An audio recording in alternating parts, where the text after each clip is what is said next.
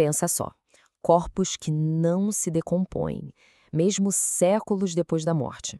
É, sem dúvida, um dos fenômenos mais fascinantes, mais misteriosos que existem. E é exatamente isso que a gente vai tentar entender hoje. Pode parecer coisa de filme, né? Mas não é. É uma realidade documentada em centenas de casos ao longo da história.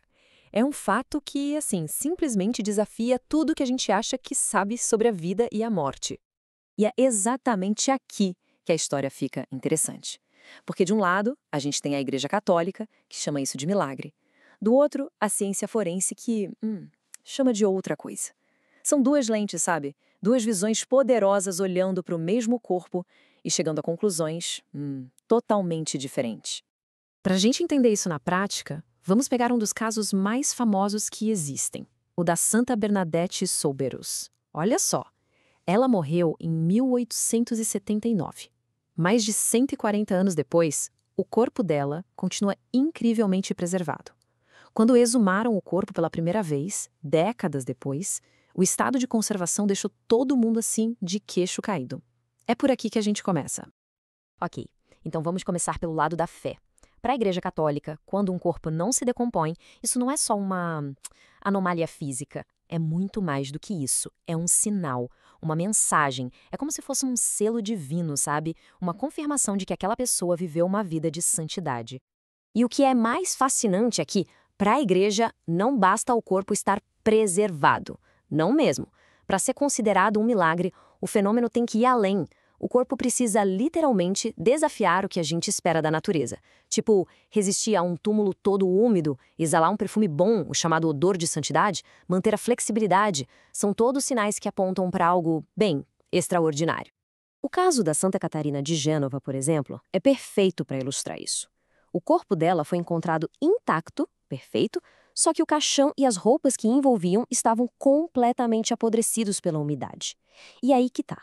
Do ponto de vista da ciência, um ambiente úmido assim é o cenário ideal para acelerar a decomposição, e não o contrário. E essa citação do Papa Bento XVII resume perfeitamente a questão do odor de santidade. A lógica por trás é bem direta, não? Uma coisa é um corpo não ter cheiro ruim. Outra, completamente diferente, é ele exalar um perfume bom, um cheiro doce e que dura. Isso, na visão da Igreja, é algo que vai totalmente além das leis naturais. Teria que ser uma causa superior.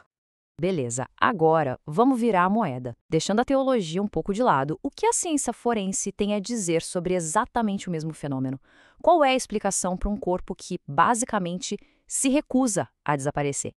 Pois é, a ciência forense tem um nome para isso, adipocera, ou, num termo mais direto, cera de cadáver. É um processo bem curioso. Imagina assim, em condições muito, mas muito específicas, a gordura do corpo passa por uma transformação química e vira literalmente uma espécie de sabão. E essa camada de cera, esse sabão, acaba protegendo os tecidos e, pronto, interrompe a decomposição. O corpo pode ficar preservado por séculos.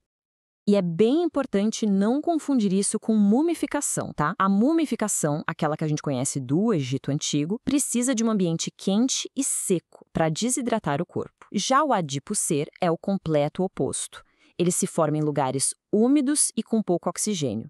Ou seja, são dois processos naturais totalmente diferentes, mas que acabam levando a um resultado parecido: a preservação. E o ponto crucial aqui é o seguinte: a formação do adipocere não acontece do nada, por acaso. A ciência já mapeou exatamente as condições ideais para isso. É quase uma receita. Basicamente, precisa de um ambiente com pouco oxigênio, bastante umidade, uma temperatura nem muito quente nem muito fria e um pH específico. Quando a natureza consegue alinhar esses 4 fatores, bom, a preservação pode ser até o resultado esperado. Então, aqui a gente consegue ver as duas visões lado a lado. De um lado, a palavra é incorruptibilidade, um termo teológico que aponta para o divino, para uma intervenção.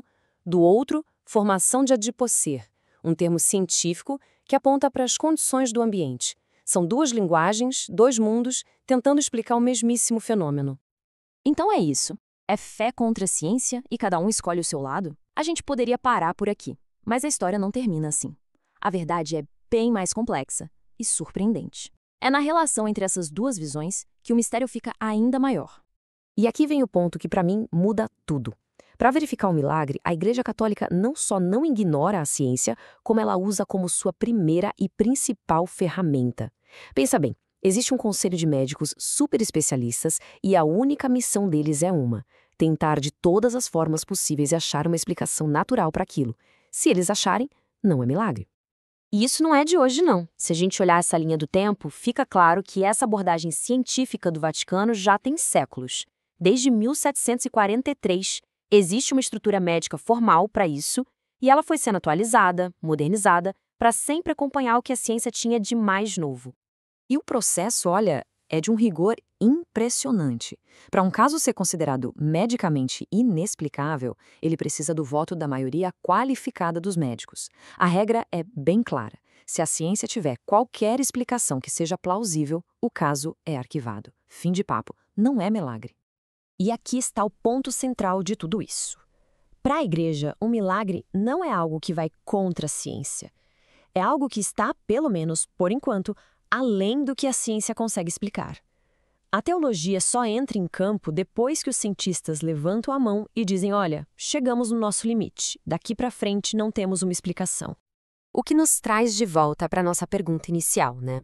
Afinal, o que a gente está vendo nesses casos? É um milagre puro que opera totalmente fora das leis da natureza? Ou é um mecanismo químico natural perfeitamente explicável? Ou, quem sabe, a verdade está justamente nessa fronteira, onde a ciência talvez explique o como um corpo se preserva, mas não consegue explicar o porquê daquele corpo específico naquela situação específica.